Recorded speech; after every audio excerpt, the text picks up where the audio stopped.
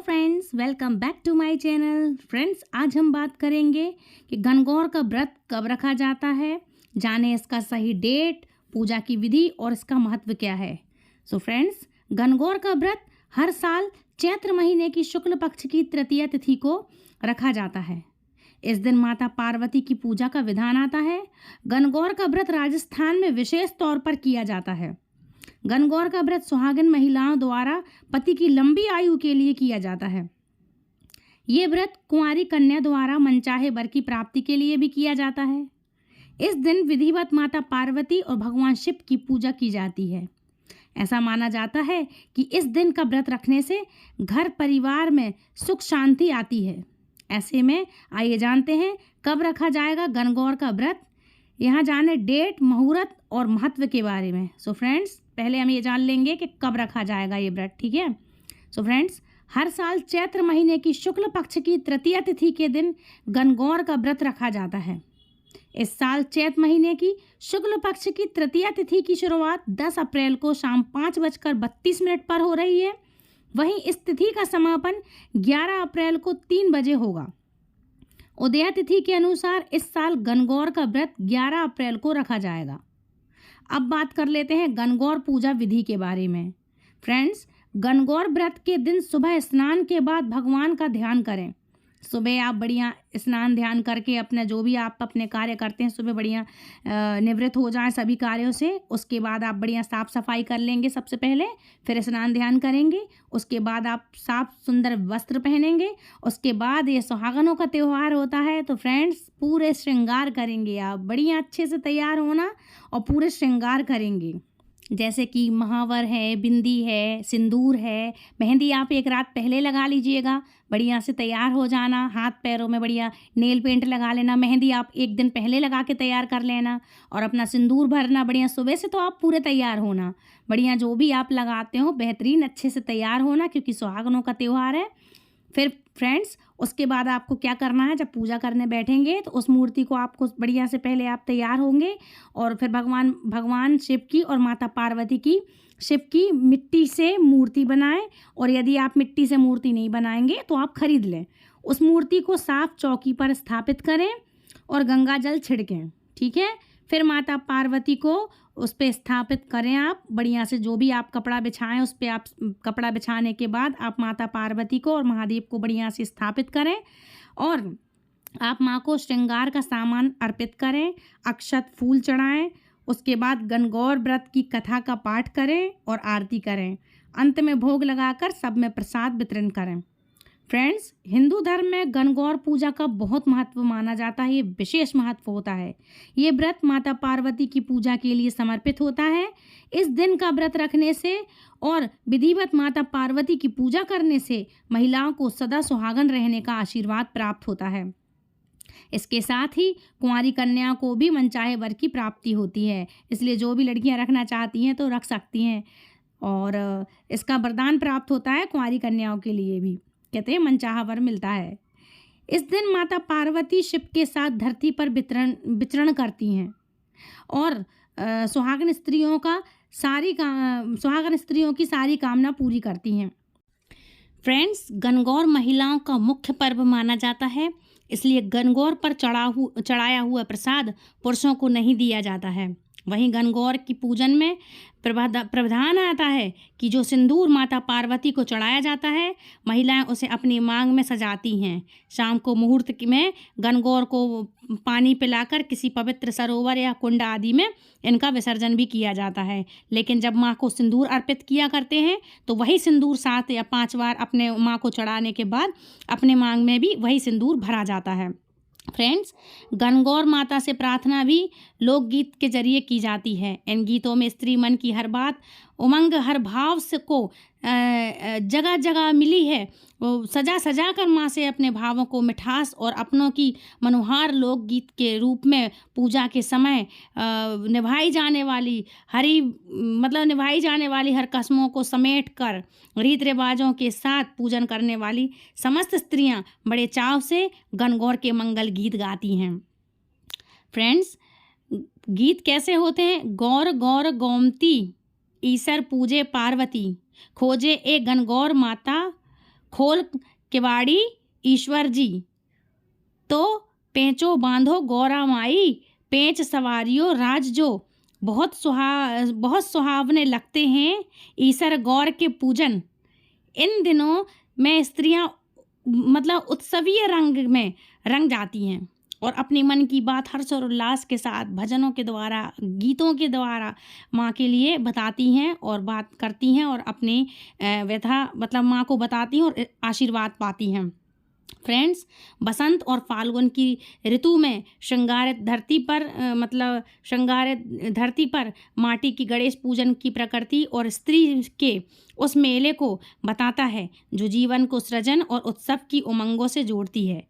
गणगौर पूजन के लिए कुंवारी कन्याएं, विवाहित स्त्रियां ये तो सब करती हैं। साथ ही ताज़ा जल लोटे में भरकर जब आती हैं, शुरुआत की बात मैं बता रही हूँ, शुरुआत में जब ये लोटे में भर के आती हैं उसमें हरी हरी दूबा डालती हैं, फूल सजाकर सिर पर रखकर गणगौर के गीत गाती हुई घर आती हैं। इसके बाद शुद्ध मिट्टी से शिव स्वरूप ईश्वर की और माँ पार्वती की गणगौर की प्रतिमा बनाकर चौकी पर स्थापित करती हैं और शिव गौरी को सुंदर वस्त्र पहनाकर संपूर्ण सुहागनें वस्तुएं अर्पित करती हैं सुहाग की। उसमें चंदन, अक्षत, धूप, दीप, धूवा, पुष्प से उनकी पूजा अर्चना करती हैं और सौभाग्य की कामना के लिए दीवार पर 16 श्रृंगार, बिंदिया, रोली, मेहंदी व काजल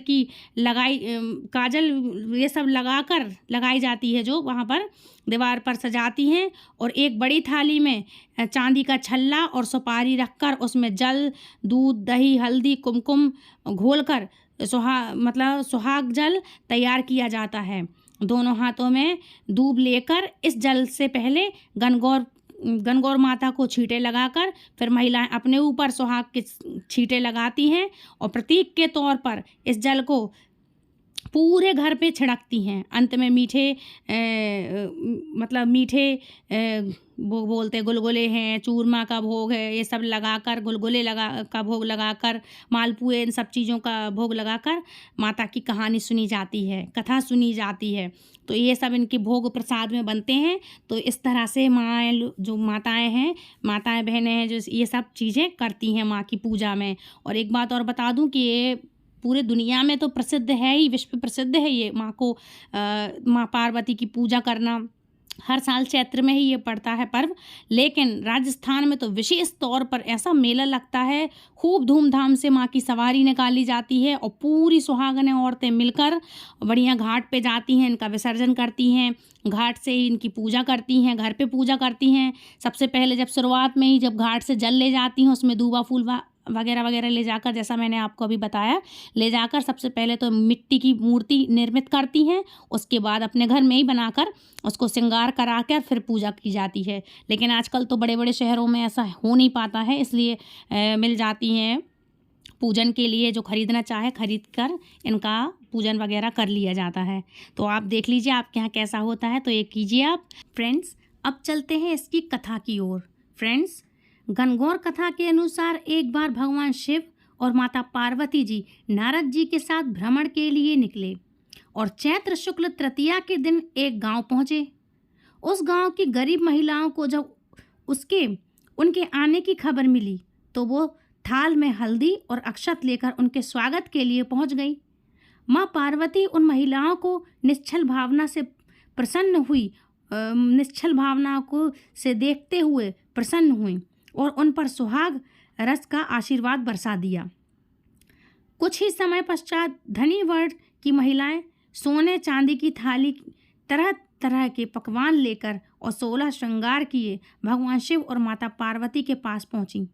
इन स्त्रियों को देखने के बाद शिव जी ने माता पार्वती से प्रश्न किया, तुमने तो सारा सुहाग रस निर्धन वर्ग की महिलाओं को दे दिया, अब इन्हें क्या दोगी? उसके जवाब में माँ पार्वती बोली कि उन स्त्रियों को ऊपरी पदार्थों से निर्मित रस दिया है। मैं इन महिलाओं को अपनी उंगली चीरकर रक्त छिड़क कर सुहाग का वरदान दूंगी। माता पार्वती ने उन महिलाओं को आशीर्वाद दिया कि वो वस्त्र, आभूषण और बाहरी मोह माया का त्याग कर अपने पति की सेवा तन, मन और धन से करेंगी। उन्हें अखंड सौभाग्यवती की प्राप्ति होगी। इस घटना के बाद माता पार्वती ने और भगवान भोलेनाथ ने आज्ञा लेकर नदी में स्नान करने चले गए। माता ने स्नान के बाद बालू से भगवान शिव की मूर्ति बनाई और उसकी पूजा की। भोग लगाकर प्रदक्षिणा करके 2 कणक प्रसाद ग्रहण किया और माथे पर टीका लगाया। उस पार्थिव शिवलिंग से शिवजी स्वयं प्रकट हुए और उन्होंने माता पार्वती को वरदान दिया कि आज के दिन जो महिला मेरा पूजन करेगी और तुम्हारा व्रत करेगी, उसका जीवन साथी चिरंजीवी रहेगा और मोक्ष की प्राप्ति होगी। फ्रेंड्स, ये थी पहली कथा। अब चलते हैं दूसरी कथा की ओर। इस दिन को भगवान शिव और देवी पार्वती के प्रेम और विवाह दिवस के रूप में मनाया जाता है। अलगाव के कई दिन और महीनों के बाद देवी पार्वती भगवान शिव के साथ फिर से उस गांव में आए थे, अलगर गांव में। विवाहित महिलाएं पति की लंबी उम्र और वैवाहिक खुशी के लिए माँ गौरा से प्रार्थना करती हैं, जबकि अविवाहित युवतियाँ जो कन्याएं हैं, अविवाहित हैं, जो आदर्श जीवन साथी के लिए प्रार्थना करती हैं कि हमें आदर्श जीवन साथी प्राप्त हो। ये माँ गौरा से प्रार्थना करती हैं लड़कियाँ। एक बार महादेव पार्वती वन में गए। चलते चलते गहरे वन में पहुँच गए तो पार्वती जी ने कहा, भगवान मुझे प्यास लगी है। महादेव ने कहा, देवी देखो उस तरफ पक्षी उड़ रहे हैं, वहाँ जरूर पानी होगा। पार्वती जी वहाँ गई। वहाँ एक नदी बह रही थी। पार्वती ने पानी की उंगली भरी तो पहले उंगली में दूब का गुच्छा आया, मतलब दूबा, और दूसरी बार उंगली भरी तो टेसू के फूल आए, जो टेसू के फूल हम इस पूजा में चढ़ाते हैं, टेसू के फूल आए। तीसरी बार माँ ने जब अंजनी भरने पर हाथ किया तो ढोकला नामक फल आया, जो महादेव को माँ गौरा को चढ़ाते हैं। इस बात से पार्वती जी के मन में कई तरह के विचार उठे, पर उनकी समझ में कुछ नहीं आया। महादेव जी ने बताया कि आज चैत्र माह की तीज है। सारी महिलाएं अपने सुहाग के लिए गौरी उत्सव करती हैं। गौरी जी को चढ़ाए हुए दूब, फूल और अन्य सामग्री नदी में बहकर आ रहे हैं। पार्वती जी ने महादेव जी से विनती की कि हे स्वामी, 2 दिन के लिए आप मेरे माता पिता का नगर बनवा दें, जिससे सारी स्त्रियां यहीं आकर गणगौर के व्रत के उत्सव को करें और मैं खुद ही उनको सुहाग बनने वाला आशीर्वाद दूंगी। महादेव जी ने अपनी शक्ति से ऐसा ही किया।